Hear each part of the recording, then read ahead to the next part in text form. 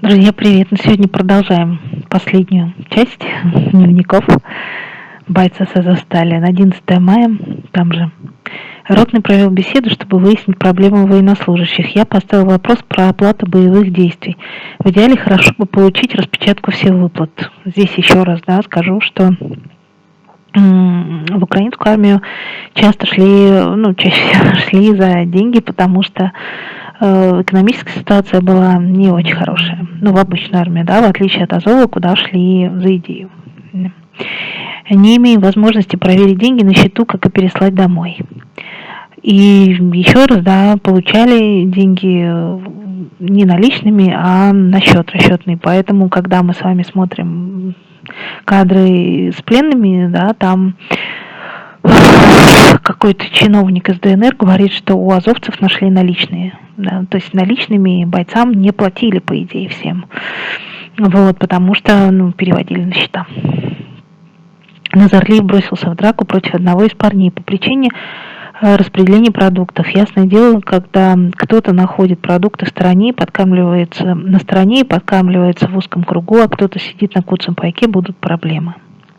13 мая. Почти весь день на дежурстве около рации. Слышал переговоры с адвокатом, морпехом 36-й бригады. Вспоминали их бесславный прорыв из Мариуполя, 2 неудачные попытки, побег комбрига, сотни потерь, пленных. Рассказывали, что на стадионе «Металлург» массовое захоронение, 150 бойцов. Еще одну фуру с их грузом 200 телами убитых завалило на заводе Ильича. Потери на Азовстали и в госпиталях тоже закрыты в рефрижераторах, которые не работают. Один из них уничтожен взрывом. Такие жуткие дела. Подошли слухи, что на одном из бункеров после авиаудара возле магазина 20 завалило 69 человек. Страшно представить всю статистику потерь. После 9 мая в воздухе витает новая дата эвакуации, понедельник 16-го.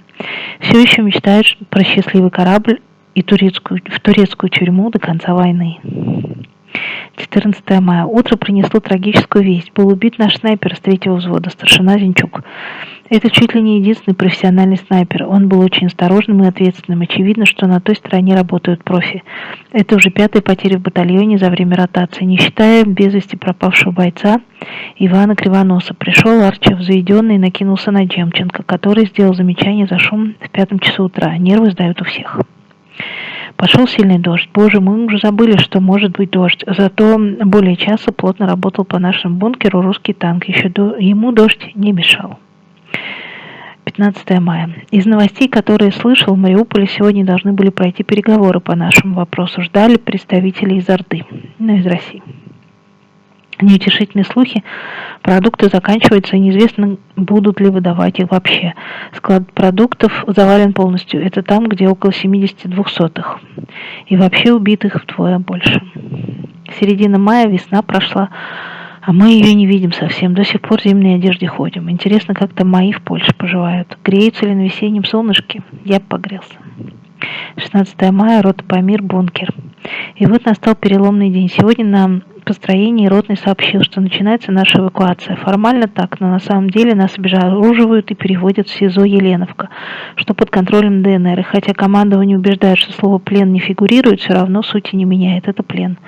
Ясно, что надежда на спасение вранье. Сегодня эвакуировали тяжелораненых в больницу Новоазовск. Тоже ДНР.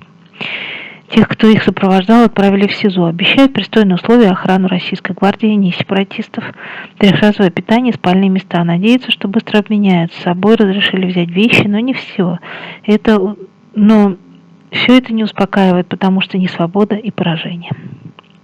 Избавляемся от экипировки и брони. И что можно, уничтожаем, не знаю, как быть с дневниками. Оставить тут в тайнике, но не верится, что будет возможность когда-то их найти. Сжечь рука не поднимается. С телефона подалял все, кроме игрушек. Опускаются руки, хотя после того, что пережили, уже, кажется, хуже не будет.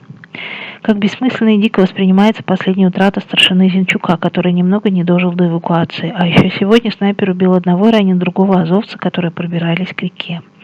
Говорят, что к ВСУ будет другое отношение, чем к Азову. Господи, когда это все уже закончится? Завтра все будет видно, чего и как. Пока сделал вылазку в цех, побродил по руинам, такая тоска.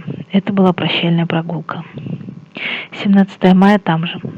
Прибрал вещи, избавился от ножей, спалил шевроны, а также страницы из дневников с некоторыми данными. Вечером прицепился к Палычу и его чудо. Получил 10 минут связи. Любимая таки дозвонилась, и мы 3 минуты разговаривали. Думаю, что они поняли, что отправляюсь в плен. В новостях не увидел к нам презрения, но выбора у нас нет. Что будет? Что-то будет. Все в руках Господа. Ну, а у нас последнее чтение было сегодня. Пока, друзья.